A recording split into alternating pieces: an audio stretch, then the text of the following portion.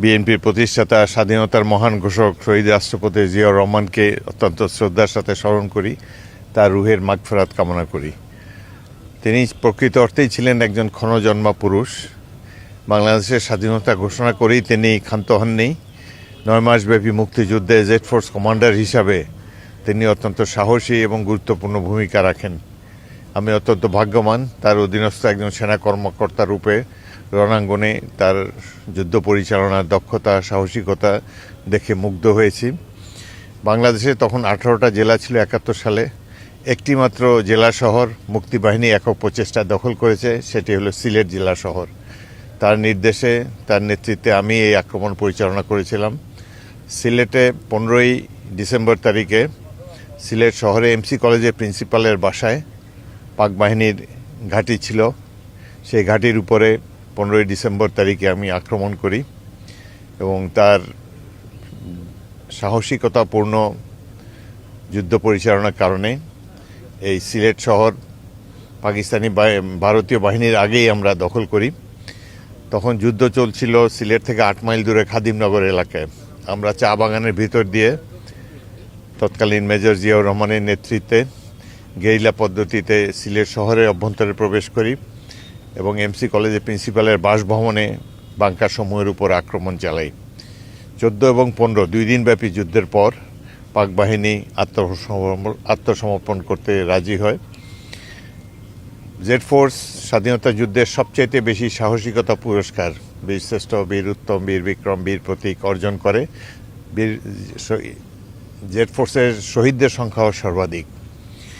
মুক্তিযুদ্ধের পর শহীদ রাষ্ট্রপতি জিয়াউর রহমান জনগণের ইচ্ছার প্রতি সাড়া জাগিয়ে একজন নির্বাচিত রাষ্ট্রপতি রূপে দেশ পরিচালনা করেন। তার সময় বাংলাদেশের একটি নিরপেক্ষ পররাষ্ট্রনীতি অনুসরণ করেছেন এবং তার রাষ্ট্র পরিচালনার দক্ষতা, সততা, দেশপ্রেম জনগণের কাছে চিরস্মরণীয় হয়ে থাকবে। তিনি বাংলাদেশের বাইরেও তার রাষ্ট্র পরিচালনা, রাষ্ট্রনায়কচিত দক্ষতার কথা বাইরেও ছড়িয়ে গিয়েছিল। সেজন্য মুসলিম বিশ্বের রাষ্ট্রনায়করা ঐক্যবদ্ধভাবে তাকে আল কুদস কমিটির সদস্য নির্বাচিত করেন। অর্থাৎ মুসলিম বিশ্বের মধ্যে বিবাদ, বিসংবাদ ইত্যাদি মধ্যস্থতা করার জন্য জিয়াউর রহমানকেই রাষ্ট্রনায়করা বেছে নেন। এটি বাংলাদেশের জন্য এক বিরাট গৌরবের বিষয়। আজকে তিনি নেই, কিন্তু তার কালজয়ী আদর্শ, জাতীয়তাবাদী আদর্শ বাংলাদেশকে পরিচালনা করছেন এবং বাংলাদেশ জাতীয়তাবাদী দল 4 বার জনগণের সমর্থন নিয়ে রাষ্ট্র ক্ষমতায় এসেছে। বিগত 16 বছর অনেক অত্যাচার, নির্যাতন সহ্য করে বিএনপি এবং বিএনপি তৎকালীন চেয়ারম্যান বেগম খালেদা জিয়া অনেক দুঃসময় অতিক্রম করে আবার গণতন্ত্রকে প্রতিষ্ঠিত করেছেন। বেগম জিয়া সাম্প্রতিককালের ইতিহাসে বাংলাদেশের সবচাইতে জনপ্রিয় রাজনৈতিক নেত্রী। আজকের এই দিনে শহীদ জিয়াকে বাংলাদেশের মানুষ গভীর শ্রদ্ধার সাথে স্মরণ করে। সারা দেশব্যাপী মানুষ তাকে স্মরণে রেখেছে।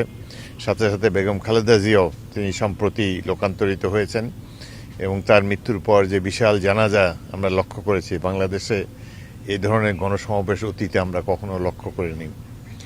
তো শহীদ জিয়া আজ আমাদের মধ্যে নাই, কিন্তু তার আদর্শ অনুসরণ করে বিএনপি এবং অন্যান্য সমমনা রাজনৈতিক দলসমূহ বাংলাদেশকে ধীরে ধীরে উন্নতির শিখরে নিয়ে যাবে বলে আমার দৃঢ় বিশ্বাস।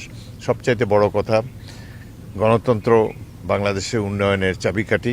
আশা করি গণতান্ত্রিক ব্যবস্থা বাংলাদেশে দৃঢ়ভাবে প্রতিষ্ঠিত হবে এবং আমরা সবাই জিয়ার আদর্শ অনুসরণ করে বাংলাদেশকে একটি উন্নত সমৃদ্ধ রাষ্ট্রে পরিণত করতে সক্ষম হব।